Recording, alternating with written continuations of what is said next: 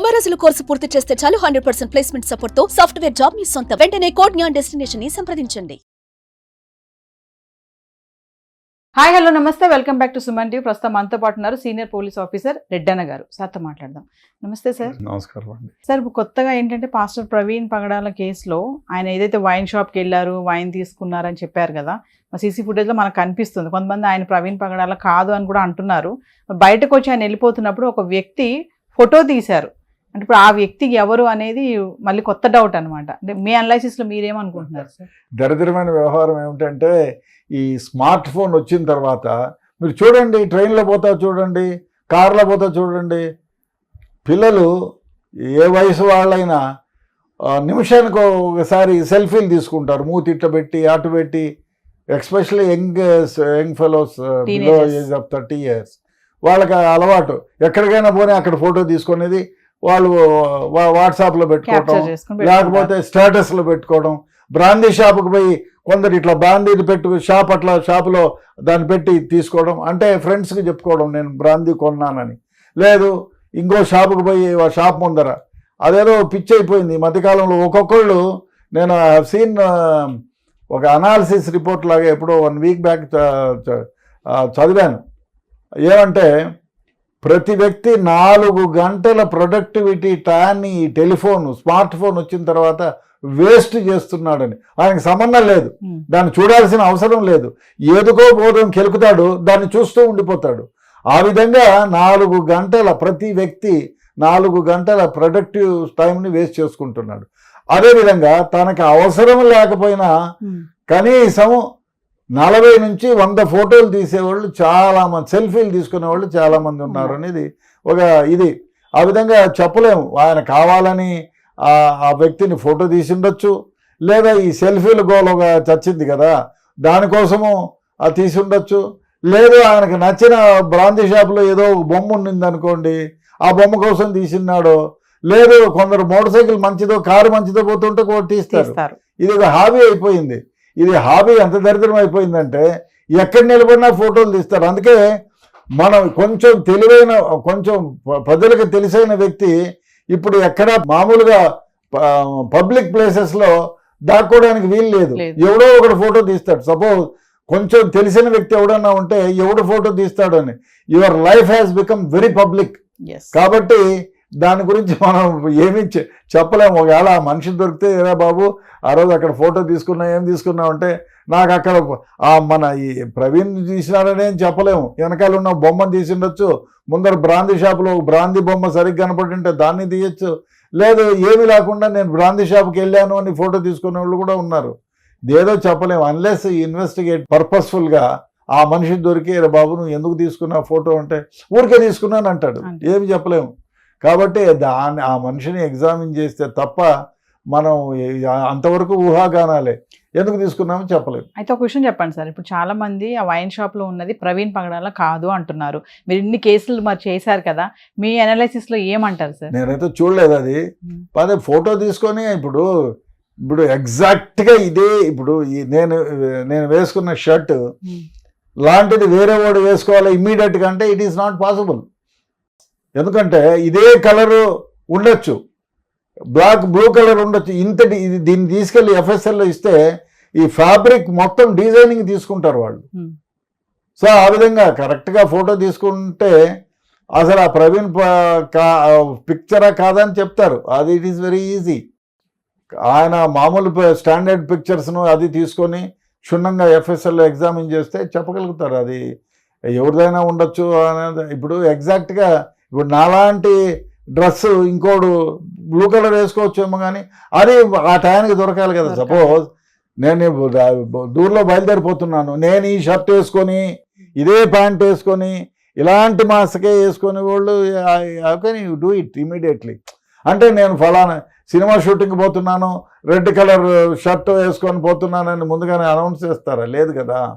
కాబట్టి అది ఎగ్జామిన్ చేస్తే కానీ చెప్పలేము. అంటే మనం సినిమాలో చూసినట్టుగా సార్, ఇప్పుడు ఇది కూడా మార్ఫింగ్ చేశారు, డూపు, ఆయన పాస్టర్ గారు కాదు, ముందే యాక్సిడెంట్ జరిగింది, ఎవరినో పెట్టారు మనిషి అని చెప్పేసి అంటున్నారు చాలా. ఇప్పుడు ఆయన అంత అంటే ఆయన్ను చంపేటువంటి అంత కక్ష ఎవరికి ఉందో చూడాలి. ఉండొచ్చు, అయి ఉండొచ్చు, చెప్పలేం. కానీ ఒక మనిషిని కక్షపూరితంగా చంపాలి అనుకుంటే ఇదే దారిని ఎంచుకోవాలి అంటే ఆయన ఆ దారిలో పోయేది ముందుగా తెలిసి ఉండాలా. ఒకటి, ఆ తెలిసిన తర్వాత అదే విధమైనటువంటి డ్రెస్ వేసుకొని పోయేది కూడా తెలిసి ఉండాలా. It is not that easy. ఆ డూపు పెట్టుకోవాలా, అదే ఉండాలా, అదే కలర్ మోటార్ సైకిల్ ఉండొచ్చు. ఒక కలర్ మోటార్ సైకిల్ అదే నంబర్ అంటే వాడు నంబర్ తీసేసి నంబర్ పెట్టచ్చు అంటే టైం పడుతుంది కదా.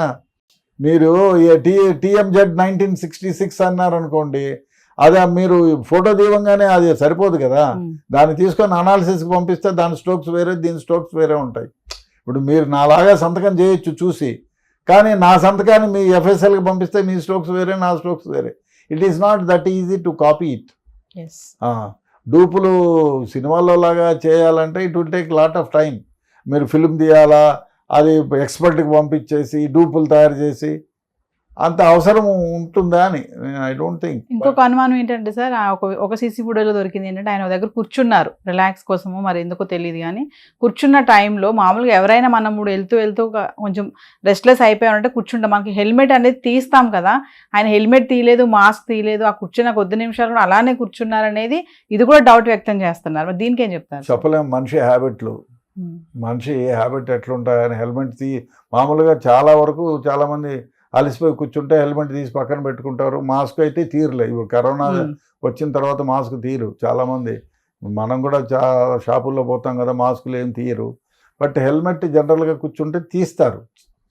కానీ సపోజ్ నన్ను ఎవరూ గుర్తించకూడదు అని అభిప్రాయం ఉంటే తీయకుండా ఉండొచ్చు. ఇప్పుడు మీరు చూస్తూ ఉంటారు, అమ్మాయిలు అబ్బాయిలు యంగ్స్టర్స్ పోతూ ఉంటారు, మాస్క్ కట్టుకునే ఉంటారు.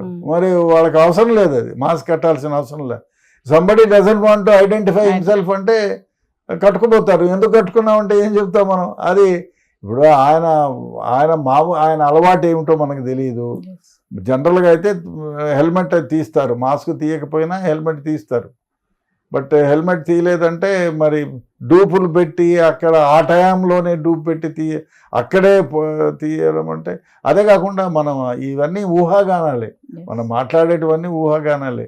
నిజంగా ఇప్పుడు సీసీ ఫుటేజ్లో ఏమైతే ఉందో అది ఆ టయానికి అదే యాంగిల్లో అది యూ కెనాట్ డూ ఇట్. ఒక వారం రోజులు 10 రోజుల తర్వాత యూ కెనాట్ డూ ఇట్. ఇమీడియట్గా రికార్డ్ అయిన టైం ఉంటుంది, you cannot take it out కదా. Every minute will be recording there. ఆ టయానికి ఆ మనిషి, అదే స్టేచర్ ఉండే మనిషి, అదే హైట్ ఉన్న మనిషి, అది కష్టం డూపు అని ఐ డోంట్ థింక్. బట్ అంత పెట్టే వ్యవహారం ఏముంటుంది అని. ఇప్పుడు ఆయన చంపడానికి గల కారణాలు, చంపొచ్చు, చంపేవాళ్ళు కూడా ఉండొచ్చు, చెప్పలేము. ఎందుకంటే అంత పర్సనలైజ్డ్గా చంపేవాళ్ళు అదే దాన్ని ఎంచుకొని ఉండాలి. మరి చెప్పలేము, అది చంపేదానికి అంత కక్ష ఏముంటుంది. పోనీ ఏదైనా వ్యాఖ్యానం చేశాడా, ఎన్ని రోజుల క్రితం చేశాడు. ఇప్పుడు మీరు సింపుల్గా ఏమిటంటే, ఎవరినైనా మీరు పోయే దారిలో మిమ్మల్ని ఒక అబ్బాయి తగిలాడు అనుకో, ఇమీడియట్గా చెప్పి తీసుకుంటావు చేతిలోకి, లేకపోతే కొడతావు, గుర్తుందా లేదా అని ఇమీడియట్గా రిటార్ట్ అవుతావు. మళ్ళీ 4 రోజుల తర్వాత నువ్వు రిటార్ట్ కావు, అంత వాడు ఎదురుపడినా గమనైపోతావు. ఈ స్పర్క్ ఆఫ్ ది మూమెంట్ ఏది కూడా అట్లే ఉంటుంది కూడా.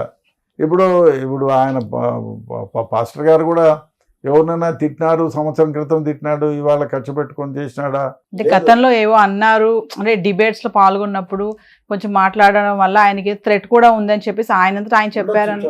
ఉండొచ్చు, థ్రెట్ ఉంటే ఉండొచ్చు, మనం చెప్పలేం కదా. ఆ డిబేట్స్ ఏమిటి, ఎవరికి సంబంధించినవి? ఆ డిబేట్స్ ఇండివిజువల్గా సంబంధించిందా, ఒక మతానికి సంబంధించిందా, ఒక గ్రూపుకు సంబంధించిందా? ఆ గ్రూపులో ఈ మాటలు విని అబ్బా ఇట్లా మాటలు వినలేను, ఇంకా చంపేయాలనేటువంటి కక్ష పెంచుకొని దానిపైనే ఉండి చంపితే చంపిండొచ్చు. మరి అంత కక్షపూరితమైన మాటలు, అంత హర్ట్ చేసే మాటలు ఈయన ఏమైనా మాట్లాడిండాలా? మాట్లాడింటే డెఫినెట్గా జరిగితే జరిగి ఉండొచ్చు, చెప్పలేము. Thank you sir.